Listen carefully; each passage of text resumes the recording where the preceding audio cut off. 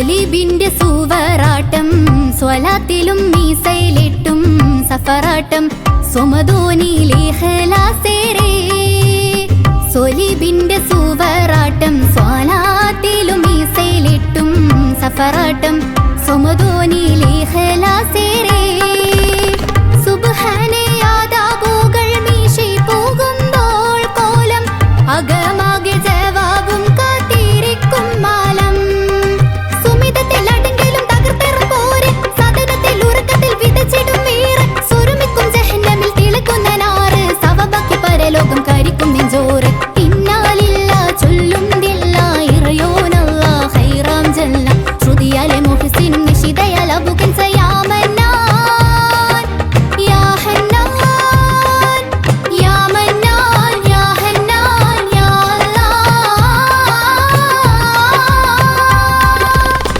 ഫലസ്തീനിൻ പൂവിയിൽ വന്നൂറ്റം ശോഅബാൻ ഫഗവമ്പും പേരുത്തി Israel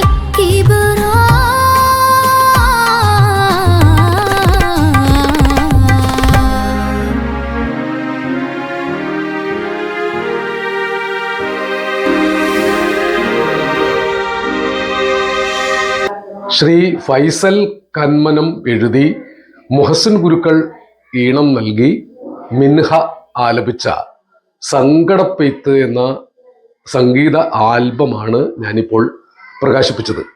ഇതിനെ ഒരു സംഗീത album എന്ന് വിശേഷിപ്പിക്കുന്നതിനേക്കാളേറെ വേദനയുടെ ഒരു ആഘാതം എന്ന് വിശേഷിപ്പിക്കാനാണ് എനിക്കിഷ്ടം. ഫൈസൽ അനേക കാലമായി അറബി മലയാള രീതി ഉപയോഗിച്ച് പാട്ടുകൾ എഴുതുന്ന ഒരാളാണ്. എനിക്ക് എത്രയോ വർഷമായിട്ട് ഫൈസലിനെ അറിയാം.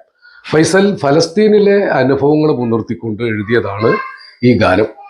അത് മുഹസിൻ ഗുരുക്കൾ അതിൻ്റെ എല്ലാ വികാര തീവ്രതയോടും കൂടിയാണ് ഈണം നൽകിയിരിക്കുന്നത്. അസാധാരണമായ ശബ്ദത്തിലാണ് മിൻഹ പാടിയിരിക്കുന്നത്. +2 വിദ്യാർത്ഥിനിയാണ് മിൻഹ. പക്ഷേ അഗാധമായ മുഴക്കമുള്ള അഗാധമായ ധ്വനനശേഷിയുള്ള ആലാപന രീതിയാണ് മിൻഹയുടെ. പലസ്തീനിലെ പലായനം, ഇസ്രായേലിൻ്റെ അധിനിവേശം, തകർന്നടിഞ്ഞ കെട്ടിടങ്ങൾ, പലായനം ചെയ്യുന്ന കുട്ടികൾ, അമ്മമാരുടെ നിലവിളികൾ, നമ്മുടെ നെഞ്ചുലയ്ക്കുന്ന നമ്മെ തകർക്കുന്ന വിഷ്വലുകൾക്കിടയിലൂടെ ഫൈസലിൻ്റെ ആഘാതം പോലുള്ള വരികൾ അതിൻ്റെ അതേ വികാര തീവ്രതയോടുകൂടി മിൻഹ ആലപിച്ചിരിക്കുന്നു. മലയാളത്തിൽ ഇങ്ങനെ ഒരു ആൽബം ഞാൻ കേട്ടിട്ടില്ല. മലയാളം എന്ന് മുഴുവൻ പറഞ്ഞുകൂടാ, അറബി മലയാള രീതിയാണ് ഫൈസൽ അവലംബിച്ചിട്ടുള്ളത്. മോയിൻകുട്ടി വൈദ്യരുടെയും ചേറ്റുവായ പരിക്കുട്ടി സാഹിബിൻ്റെ ഒക്കെ ഒരു രീതിയാണ്. തീർച്ചയായും ഇത് ഇന്നത്തെ കാലത്ത് മനുഷ്യനെ ചിന്തിപ്പിക്കുന്ന ഒരു സംഗീത ആൽബമാണ്. മാനവരാശി യുദ്ധങ്ങളൊഴിഞ്ഞ മാനവികതയുടെ ലോകത്തേക്ക് എന്നാണ് പിടഞ്ഞുണരുക എന്ന് നമ്മുടെ മനസ്സ് ചോദിക്കും.